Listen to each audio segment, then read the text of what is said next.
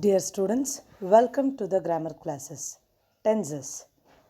In last class, I had explained you 5 forms of verbs and the meaning of tenses also, right? And also kinds of tenses and the basics of this chapter. I had already told you what all details go with this chapter. Now, you will learn further based on some rules which are very important for your structural sentences. Meaning, tenses are the form taken by a verb to show the time of an action or the state of an event. Yeah, when the action is taking. Tense is nothing but verb. When that action is going on. That things in this we will learn in 3 categories. The present tense, the past tense, the future tense.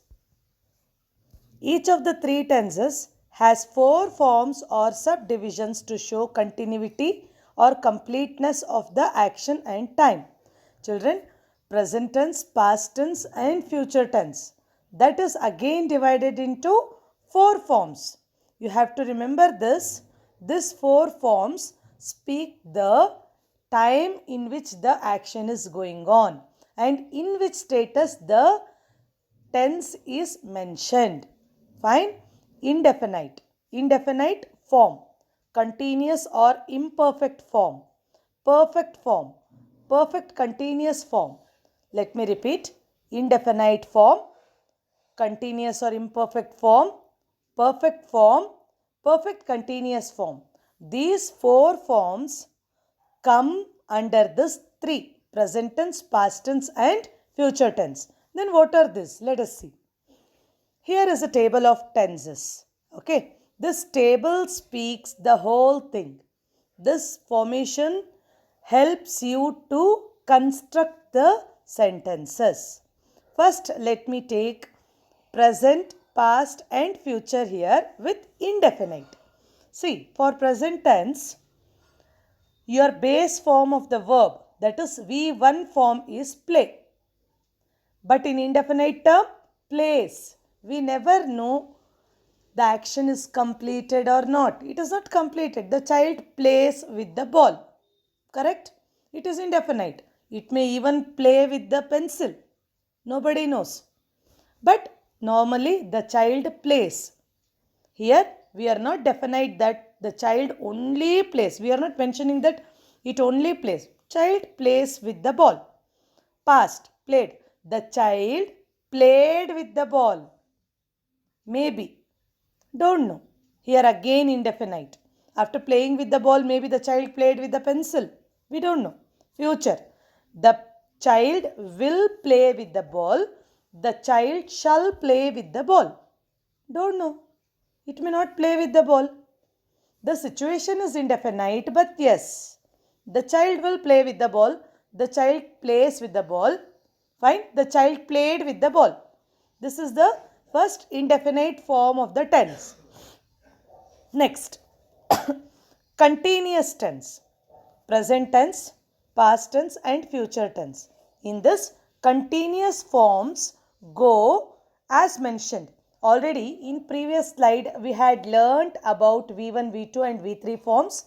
If you remember, forms of BEB, very important. I had told you.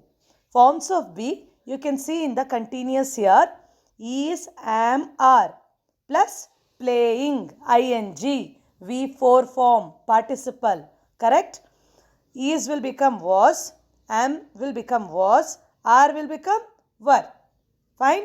Then, same things will be like, again playing will remain with this. In future tense, it will be will, shall be playing. Always remember, will, shall will be followed by be, B-E-B, where we are not at all sure about. Will be, shall be, yeah, that is true. Will be playing. Here, the future continuous tense we are speaking about. Now, the most important tense is perfect tense. In present tense it is has, have, played. Fine. It comes the child has played. The children have played. Singular and plural. For singular it is has and for plural it is have. but you can see it is played. P-L-A-Y-E-D. E-D form is attached because the action is just over. Has played, have played. Clear? So it is perfect tense. Perfect tense means the action we just got over in the present. That is perfect. How it is recognized? When we add has or have, then it becomes present perfect tense. For past tense, it becomes had. In past, had played. Clear? Now, in future, will have played. See, will is future and have played, present perfect tense.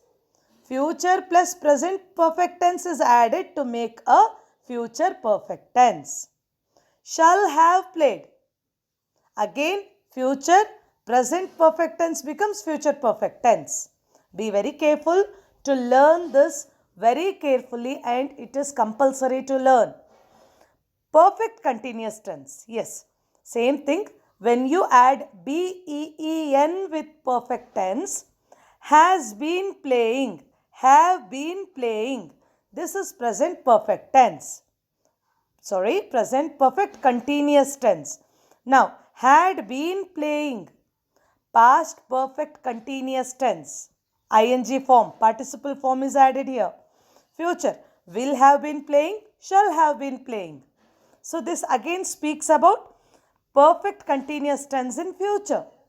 Okay, let me give you one brief short explanation about this. Present tense, indefinite tense, play plus yes, plays.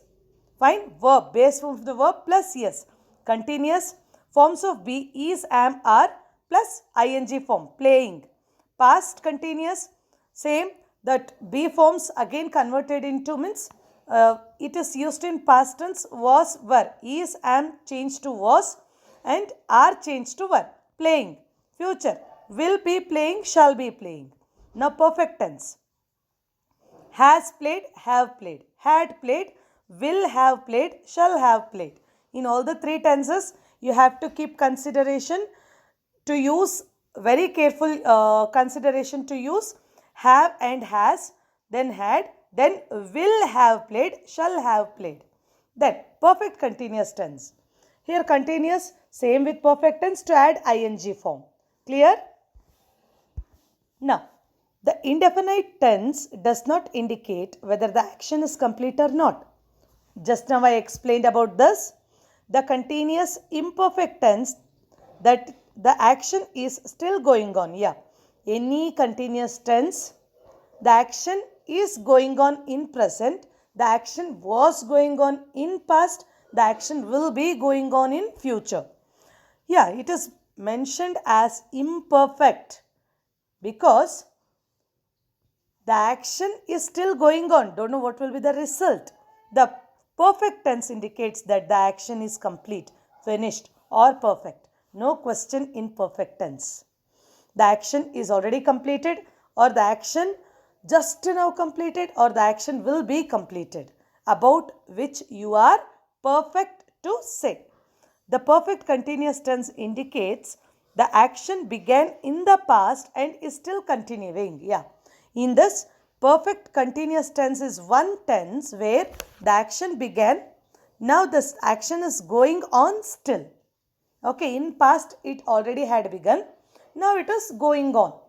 But the action is already started. So it becomes perfect continuous tense. The started action is in action. So with the perfect tense, ing is added, followed by been. Clear? So once again, you can go back to your last slide and you can check the box where every detail is given.